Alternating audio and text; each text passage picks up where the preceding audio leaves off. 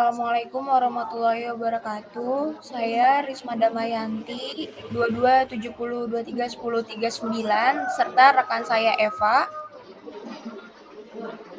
Saya Eva Andini Putri, 2270231033. Saya Reksa Dwi Febrian, 2270231013. Baik, kami di sini akan mempresentasikan apa itu cyber security. Cyber security adalah upaya untuk melindungi sistem, jaringan, dan program dari serangan digital. Serangan ini biasanya bertujuan untuk mengakses, mengubah, atau menghancurkan informasi sensitif, memeras uang dari pengguna, atau mengganggu operasi bisnis normal. Pentingnya cyber security tidak bisa dilebih-lebihkan. Berikut beberapa alasan utama mengapa keamanan cyber sangat penting. Pertama, melindungi informasi pribadi. Data pribadi seperti nomor identitas, informasi kartu kredit, informasi riwayat medis harus dijaga kerahasiaannya. Jika informasi ini jatuh ke tangan yang salah, bisa digunakan untuk aktivitas kriminal seperti pencurian identitas dan penipuan. Yang kedua, menjaga keamanan finansial. Banyak transaksi keuangan dilakukan secara online. Keamanan cyber yang baik melindungi transaksi ini dari serangan yang dapat merugikan secara finansial. Selanjutnya ada ancaman dan resiko di dunia digital. Jenis ancaman cybersecurity dalam menjaga keamanan di dunia digital terdapat berbagai jenis cybersecurity yang diterapkan untuk melindungi data dan sistem dari berbagai ancaman. Berikut adalah beberapa jenis cybersecurity yang penting untuk diketahui. Yang pertama ada malware, perangkat lunak berbahaya yang dirancang untuk merusak atau mengganggu sistem komputer termasuk virus, worm, dan trojan. Yang kedua ada phishing, upaya untuk mendapatkan informasi sensitif seperti kata sandi dan nomor kartu kredit dengan menyamar sebagai entitas yang terpercaya dalam komunikasi elektronik. Yang ketiga ada ransomware, jenis malware yang mengunci atau mengekskripsi data korban dan pelaku meminta tebusan agar data tersebut bisa diakses kembali. Yang selanjutnya ada serangan denial of service, serangan yang bertujuan untuk membuat layanan online tidak tersedia dengan cara membanjiri sistem dengan lalu lintas internet yang berlebihan. Yang terakhir ada man in the middle, serangan di mana pelaku menyadap komunikasi antara dua pihak atau untuk mencuri atau mengubah informasi. Baik, yang selanjutnya akan dilanjutkan oleh Eva.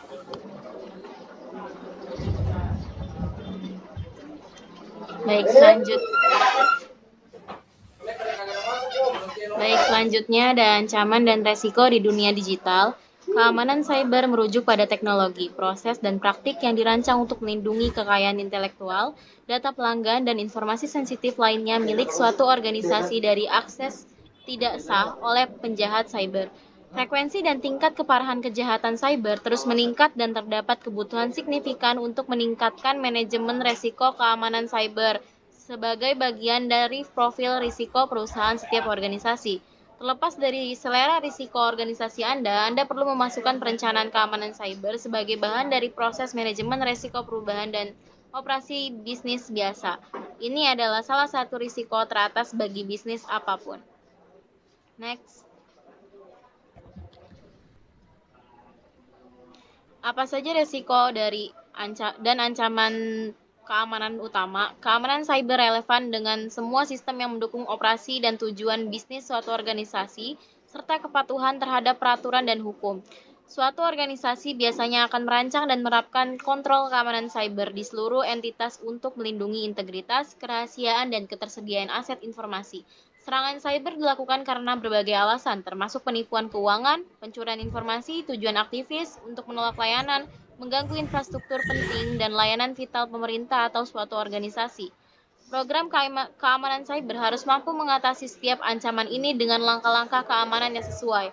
Langkah-langkah ini harus melampaui solusi konvensional seperti firewall dan mencangkup strategi peningkatan postur keamanan tingkat lanjut, seperti penilaian resiko keamanan cyber yang mengurangi dampak potensial resiko keamanan vendor.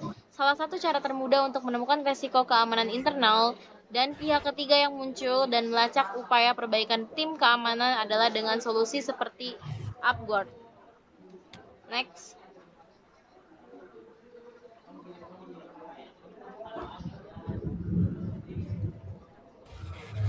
Strategi dan praktik terbaik melindungi data. 1. Enkripsi data. At rest. Gunakan algoritma seperti AES 256 untuk mengenkripsi data yang disimpan. In transit. Terapkan TLS Transport Layer Security untuk melindungi data saat dikirim melalui jaringan. 2. Kontrol akses. Autentikasi multifaktor. Terapkan MFA untuk mengakses ke sistem sensitif. Prinsip least privilege, berikan akses hanya yang diperlukan bagi setiap pengguna. 3. Pembaruan dan pemeliharaan. Patch management, lakukan pembaruan perangkat lunak secara teratur untuk memperbaiki kerentanan. Sistem operasi dan aplikasi. Pastikan semua perangkat memiliki versi terbaru. 4. Pelatihan keamanan untuk karyawan, kesadaran keamanan. Sediakan pelatihan berkala tentang ancaman seperti phishing dan malware. Simulasi serangan. Lakukan simulasi untuk meningkatkan kesiapsiagaan karyawan. 5. Backup data. Strategi backup. Terapkan metode 3-2-1, 3 salinan data, 2 jenis media, 1 salinan offsite. Verifikasi backup. Uji pemulihan data secara berkala untuk memastikan integritas backup. Selanjutnya akan dilanjutkan oleh Reksa. Selanjutnya 6. Firewall dan antivirus. Firewall jaringan pasang, firewall untuk memantau dan mengontrol lalu lintas jaringan, perangkat lunak, antivirus. Gunakan antivirus yang terpercaya dan lakukan pemindaian rutin. Audit keamanan berkala. Penilaian resiko, lakukan penilaian resiko secara tahunan untuk mengidentifikasikan kerentanan. Audit kepatuhan. Pastikan kepatuhan terhadap regulasi seperti GDPR atau HIPAA. 8. Kebijakan keamanan data. Dokumentasi kebijakan. Buat dan komunikasikan kebijakan keamanan data kepada semua karyawan. Prosedur penanganan insiden. Kembangkan rencana untuk merespon pelanggaran data. 9. Penggunaan VPN. VPN untuk karyawan jarak jauh, sediakan akses VPN untuk karyawan yang bekerja dari lokasi yang tidak aman. Koneksi aman. Pastikan sebuah data yang dikirim melalui VPN dienkripsi. 10. Pemantauan dan tanggapan insiden. Sistem deteksi IDS. Pasang IDS untuk mendeteksi aktivitas mencurigakan. Rencana respon insiden. Siapkan tim respon yang dapat segera menangani pelanggaran.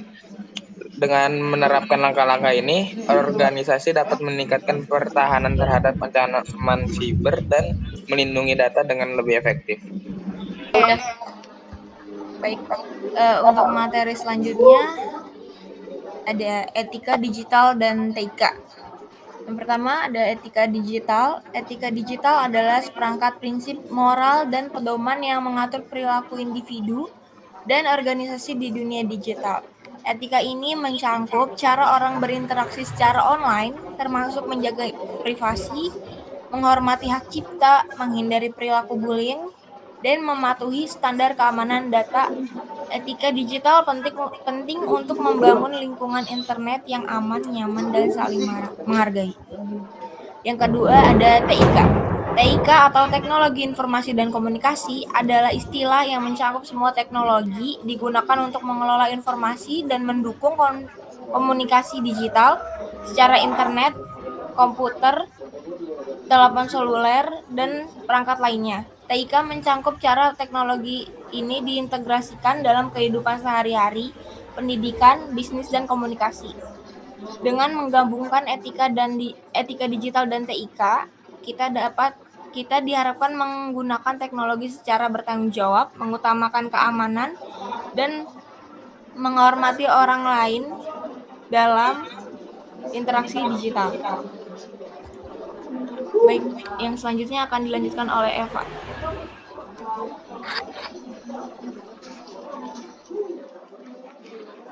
Baik, selanjutnya adalah etika penggunaan teknologi di dunia kerja.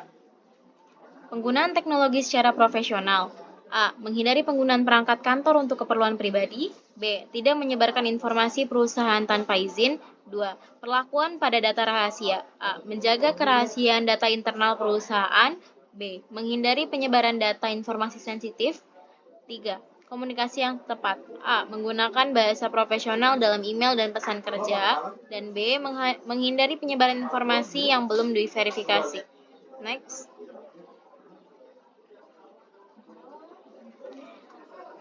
Selanjutnya ada privasi digital. Privasi digital di tempat kerja mencangkup kebijakan dan praktik untuk melindungi data pribadi karyawan serta informasi sensitif perusahaan dan klien.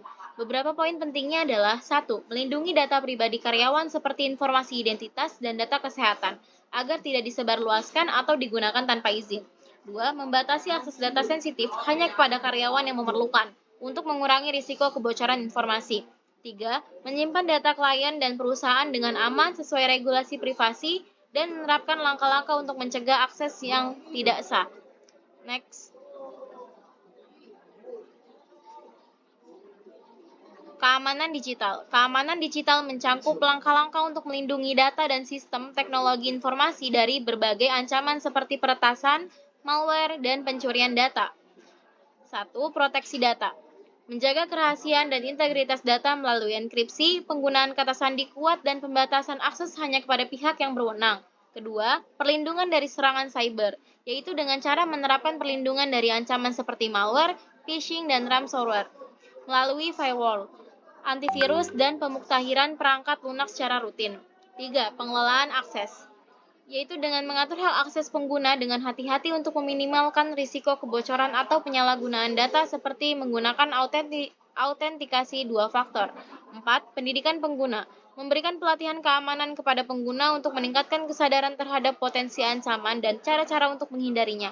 Keamanan digital sangat penting untuk melindungi privasi individu, menjaga reputasi organisasi, dan mencegah kerugian finansial akibat ancaman cyber. Selanjutnya akan dilanjutkan oleh Reksa. Tanggung jawab digital. Tanggung jawab digital adalah kesadaran dan kewajiban setiap individu dalam menggunakan teknologi dengan cara yang etis, aman, dan sesuai dengan aturan yang berlaku. Next.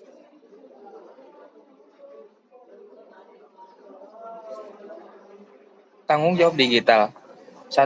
Menghormati privasi dan hak orang lain, tidak menyebarkan informasi pribadi atau konten tanpa izin, serta menjaga hak privasi pengguna lain. 2. Mematuhi hukum dan kebijakan digital, mengikuti peraturan seperti perlindungan data, hak cipta, dan ketentuan platform digital untuk mencegah pelanggaran hukum.